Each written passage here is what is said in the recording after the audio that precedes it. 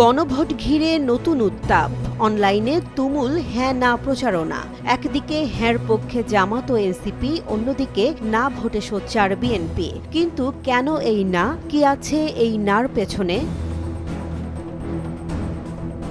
বিএনপির না ভোটের এই প্রচারণা আসলে গণভোটের সংযুক্তিতে নোট অফ ডিসেন্ট বাদ দেওয়ার প্রতিবাদ।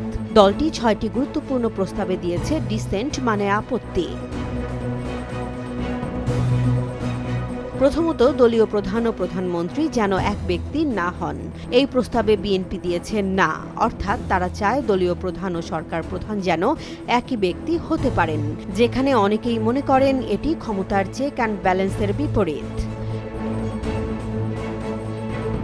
দ্বিতীয়ত, উচ্চকক্ষের প্রতিনিধিত্বে প্রপোর্শনাল ভোটের প্রস্তাবেও বিএনপির আপত্তি। তাদের মতে নিম্নকক্ষের মতো উচ্চকক্ষও হওয়া উচিত নির্বাচিত, কিন্তু এতে উচ্চকক্ষ গঠনের উদ্দেশ্যই ব্যর্থ হয়ে যায়, কারণ মূল উদ্দেশ্যই ছিল নির্বাহী ক্ষমতার ভারসাম্য তৈরি করা। তৃতীয়ত, পিএসসি বা সরকারি চাকরি কমিশনে দলীয় প্রভাবমুক্ত নিয়োগের প্রস্তাবেও ডিসেন্ট দিয়েছে বিএনপি, অর্থাৎ তারা চায় এই কমিশনে রাজনৈতিক নিয়ন্ত্রণ বজায় রাখতে।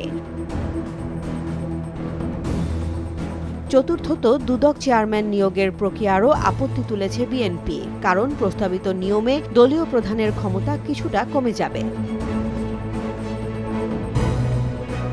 পঞ্চমত, মানবাধিকার কমিশন, অডিটর জেনারেল এই দুই গুরুত্বপূর্ণ পদে স্বচ্ছ নিয়োগ ব্যবস্থার প্রস্তাবেও বিএনপির না। আর ষষ্ঠত, বিচার বিভাগে প্রভাব রাখার সুযোগ যেন বজায় থাকে, সেই উদ্দেশ্যেই তারা চায় সিনিয়র মোস্ট বিচারপতির নয়, শীর্ষ ৩ জনের মধ্যে নিজের পছন্দ মতো কাউকে প্রধান বিচারপতি করা যাক। এই ৬টি কারণেই বিএনপি না ভোটের পক্ষে ক্যাম্পেইনে নেমেছে। কিন্তু আশ্চর্যের বিষয় হলো, এবার এই না ভোটের মোহনায় এক হয়ে গেছে আওয়ামী লীগও। শাসক দলের অফিসিয়াল পেজে এখন চলছে না ভোটের প্রচারণা, আর বিএনপির নেতাকর্মীরাও চালাচ্ছেন একই স্লোগান, গণভোটের না। ফেসবুকে মধ্যরাত থেকেই চলছে হ্যাঁ না পোস্টের বন্যা।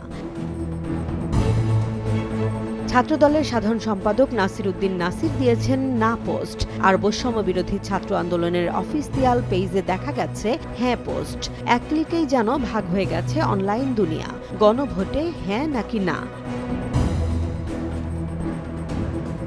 আপনি কোন দলে? জুলাই সনদের পক্ষে নাকি বিপক্ষে? কমেন্টে লিখুন হ্যাঁ বা না।